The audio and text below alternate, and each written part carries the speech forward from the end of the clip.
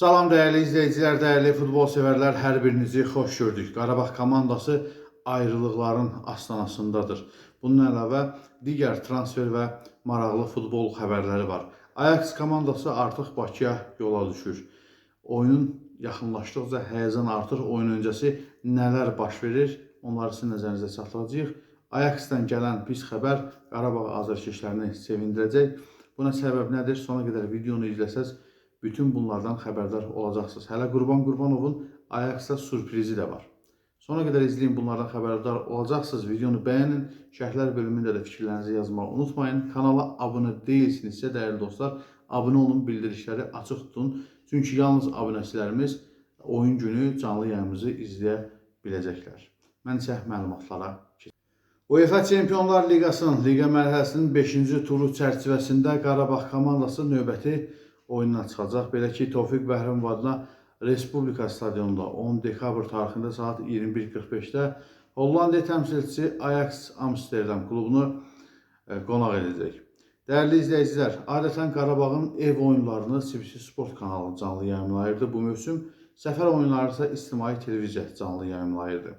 Əvvəlcədən də elan olunmuşdu ki, bu oyunu, yəni Qarabağ Ajax oyununu CBC Sport kanalı canlı yayımlayacaq. Lakin artıq reglamenti dəyişiklik edilib və dəyərli izləyicilər, Qarabağ Ajax oyununu CBC Sport yox, ictimai televiziya canlı yayımda təqdim edəcək. Artıq Qarabağ komandası da rəsmi şəkildə bunu təsdiqləyib, ictimai televiziyadan izləyə bilərsiniz oyun günü. Həmçinin kanalımızda canlı yayımımız olacaq. Kanalımıza abunə olub bildirişi açıq tutsanız canlı yayımlarımızı izləyə biləcəksiniz. Qarabağla oyun öncəsi Ajaxda ciddi itki. Bu, Qarabağ azarkeşlərini sevindirəcək. Belə ki, Amsterdam təmsilçisinin hücumçusu Wout Weghorst sıradan çıxıb. O, ölkə çempionatının 15-ci turunda səfərdə Fortunanı 3-1 hesabı ilə məğlub etdikləri oyunda topuğundan xəsarət alıb, 28-ci dəqiqədə meydanı tərk etmək məcburiyyətində qalıb. Niderland millisinin 33 yaşlı futbolçusunun durumu tibbi müayinədən sonra tam dəqiqləşəcək. Ancaq hazırki vəziyyətdə onun Qarabağla oyun üçün Bakıya gəlməyəcəyi gözlənilir. Qeyd edək ki, Qarabağ Ajaxı dekabrın ayının 10-da Tofiq Bəhrəmov adına Respublika stadionunda saat 21:45-də qəbul edəcək. Wout Weghorst cari mövsüm ərzində 18 oyuna çıxıb və 7 qol vurub, 1 qol ötürməsi ilə yadda qalıb. Bəli, bu təcrübəli həm də Hollandiya millisinin üzvü olan bu futbolçunun Qarabağa qarşı oynanmaması məncə Qarabağ üçün, Qarabağ azarkeşləri üçün xoş xəbər ola bilər. Qarabağın qapıçısı Mateusz Kochalski üçün elçilər çoxalır. Belə ki, xəbər vermişdik, Borussia Dortmund və Napoli komandaları məhz ciddi şəkildə Kochalskinin transferi ilə maraqlanırlar. Daha bir aldığımız məlumata görə İspaniyanın Atletico Madrid klubu da Kochalskinin xidmətinə maraqlıdır. Hətta onlar Qarabağa 8 milyon təzminat ödəməyə də hazırdılar. İspaniya mətbuatı belə yazır.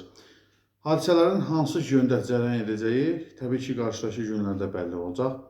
Qarabağ komandası isə minimum 12 milyon təzminat tələb edir Kochalski üçün. Yəni, Kochalskini transfer etmək istəyən minimum 12 milyondan keçməlidir. Həm də digər bir şərt var. Əgər Kochalskini transfer etmək istəyən komanda yanvar ayının sonuna qədər gözləməlidir. Yəni, Çempionlar Liqasının Liqa mərhələsinin başa çatmasını gözləməlidir. Ondan sonra, yəni qış transfer pəncərəsi zaten fevral ayının ortalarına qədər davam edir. Ona görə də Qarabağ komandası yanvarda Çempionlar Liqasında başlayacaq qarşılaşmaları da Kochalski ilə bərabər keçirir. Daha sonra satışına icazə verəcək və yaxud onun başqa komanda keçidinə yol açacaq. Görək, Qarabağ komandasının bu qapıçısı hansı komandaya gedəcək, amma bilirəm ki, Çempionlar Liqasındakı bu performansı ilə çox klubların diqqətini cəlb edib. Bu arada unutdum, Kopenhagen komandası da Kochalskinin xidmətinə maraqlıdır, amma bu barədə tam geniş məlumatım olmadığı üçün növbəti verilişdə bu barədə danışacağım. Əslində Qarabağ komandası Çempionlar Liqasının növbəti mərhələsinə yüksəlmək üçün çox gözəl şans əldə edib. Belə ki, İlk 5 turdan 7 xal toplayan Qarabağ komandasına növbəti mərhələyə yüksəlmək üçün 3 xal belə kifayət edə bilər. Yəni, bir qələbə kifayət edə bilər ki, Qarabağ komandası növbəti mərhələyə yüksəlsin. Növbəti 3 rəqibimiz Ajax, Eintracht və Liverpool komandalarıdır.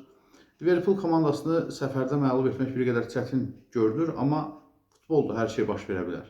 Digər tərəfdən Ajax və Eintracht komandalarını Bakıda qəbul edəcək Qarabağ komandası və məğlub etmək şansımız da yüksəkdir. Ajax komandası bir qədər toparlanıb, amma hələ də boşluqlar kifayət qədər çoxdur. Ajax komandası son çempionat oyununda 3-1 hesabı ilə Fortuna komandasını səfərdə məğlub elədi. Əslində pis də oyun nümayiş etdirmədilər, amma müdafiə xəttində ciddi boşluqların olduğunu gördüm. Düşünürəm ki, Qurban Qurbanovun yetirmələri bu boşluqdan istifadə edib layiqli qələbə qazanacaqlar. Digər tərəfdən Qarabağın digər növbəti rəqiblərinin də oyunlarını diqqətdə saxlayırıq, hazırki vəziyyətini diqqətdə saxlayırıq. Eintracht komandası qol vurub, qol buraxan komandadır. Müdafiə xəttində ciddi boşluqlar var, amma hücum xətti mükəmməl oyun nümayiş etdirir. Buna baxmayaraq son Almaniya çempionatında, Bundesligada son turda Eintracht komandasının hücum xətti çox zəif, müdafiə xətti isə ondan da zəif təsir bağışladı. Belə ki, Leipzig komandasının qonağı olan Eintracht komandası 6-0 hesabı ilə məğlub oldu. Bəli, belə bir komandanı Qarabağ komandası məğlub edə bilər rahatlıqla. Amma bizə gəlib çatana qədər komanda toparlanarmı, bizə çətinlik yaradarmı, onu hər halda yanvarın əvvəlində görəcəyik.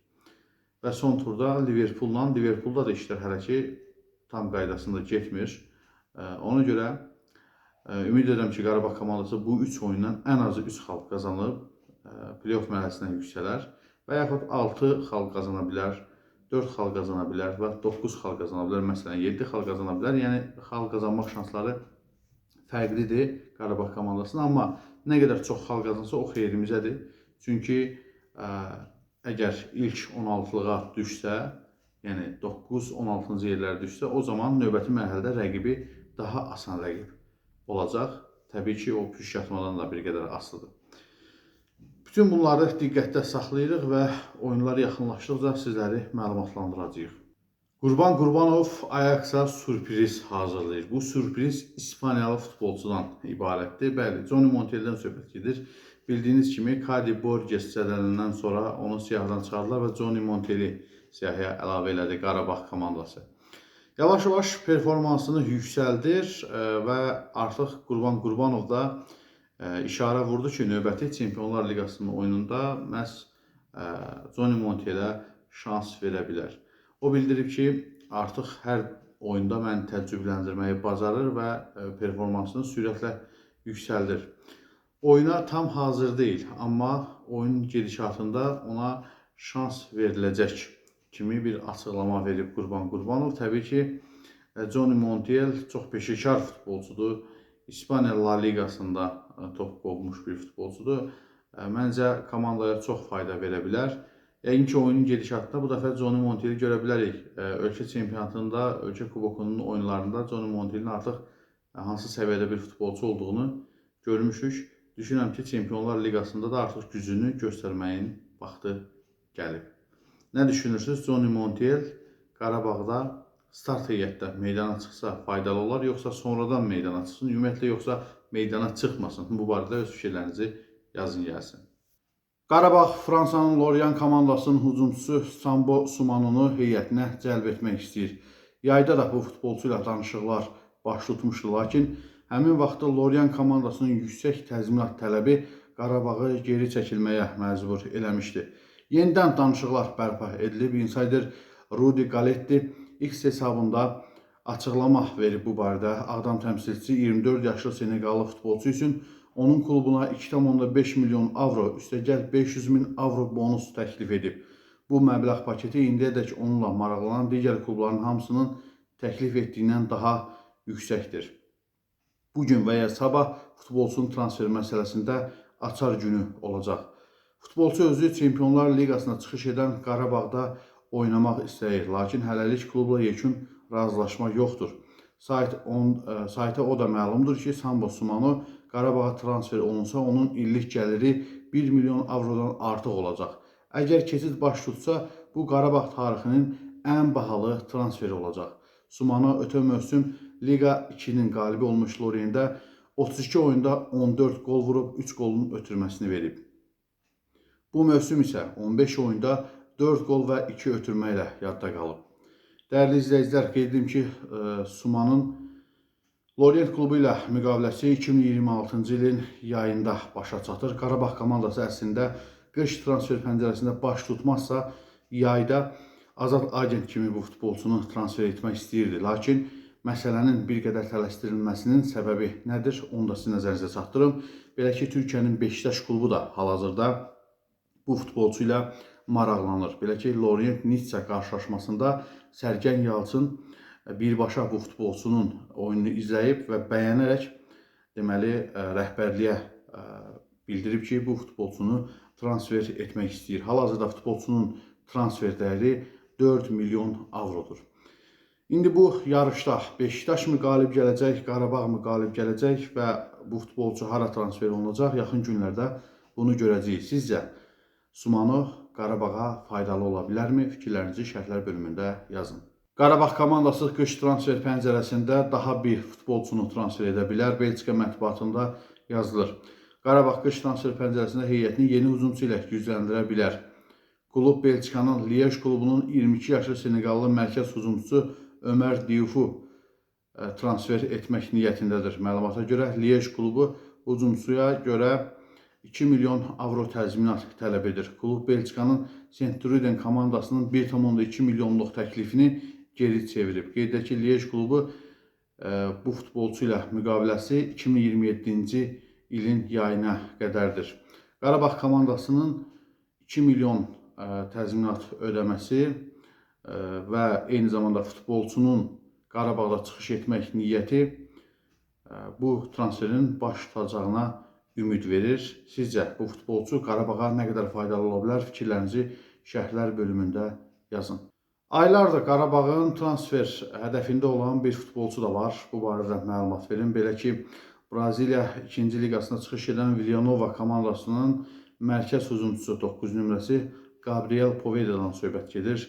Bildiyiniz kimi xəbər vermişdik. Noyabr ayının sonunda məhz bu futbolçu ilə Villanovanın müqaviləsi başa çatdı. Qarabağ komandası qış transfer pəncərəsində bu futbolçunu heç bir təzminat ödəmədən öz düşərgəsinə gətirə bilər. Sadəcə futbolçunu razı salmaq lazımdır. Mərkəz hücumçusunun boyu 1,83 m-dir. Braziliya doğumludur və 27 yaş var. Qeyd edim ki, futbolçu həmçinin 10 nömrə qismində də çıxış edə bilir. Guarani futbol məktəbinin yetirməsidir.